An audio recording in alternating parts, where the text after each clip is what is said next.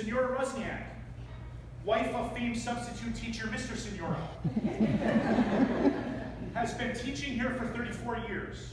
She has been associated with the school for 40 years, having started in 1979 and taking some time off when she had her children, Julie, Mike, and Ellen, all of whom are Elgin Academy lifers.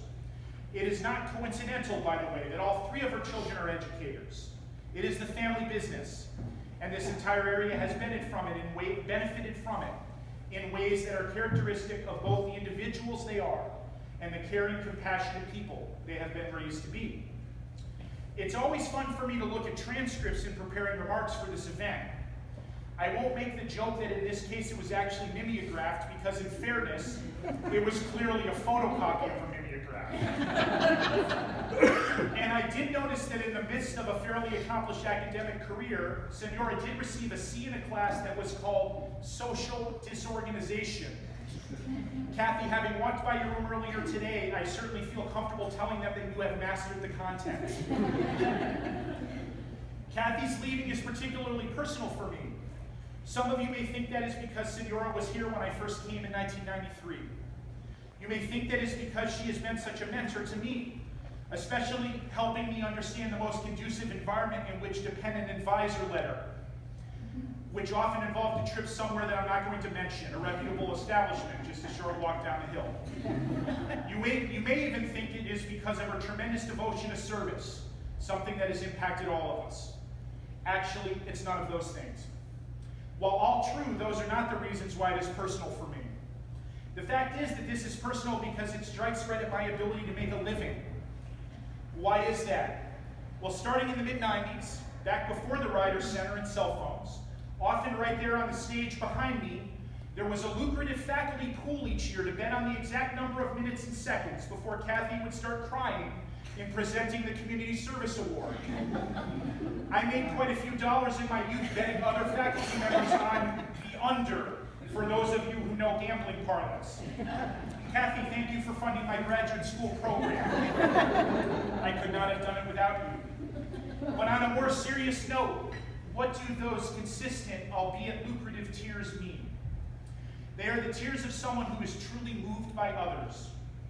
Kathy's capacity to feel is unmatched by almost anyone I've ever met. She sees in the suffering of others responsibility for herself, and she has masterfully helped Elgin Academy and the greater Elgin community understand that for decades. For this devotion to others, she received from her alma mater the Clark University Humanitarian Service Award in 2014 for exceptional service to humanity through civic, faith-based, or educational endeavors. I cannot think of a more fitting award for this compassionate person, and the knowledge that she has been nominated for so many others saluting service in this community is gratifying and wholly appropriate.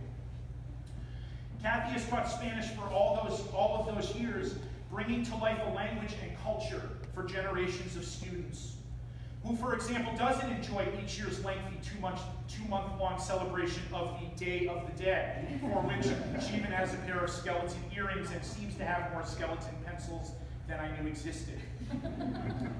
Kathy's interactive classroom, a hive of activity, embodies what is good about teaching, because it is at its heart about that special place where content and relationships meet. She has an intuitive sense that students learn best when they feel connected in all of the right ways, and she strives to make them feel that way so they can be successful in whatever way would be most meaningful for them. For that reason, she makes it her business to truly know them, not just how they learn or their parents' names, but what genuinely makes them tick, those special things that make each of us who we are. But that connection does not come without challenge. In fact, the opposite is true.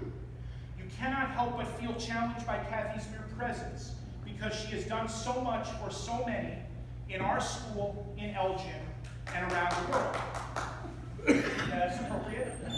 She leads by example, the most genuine act of teaching, and she makes it so clear that she expects a lot of you.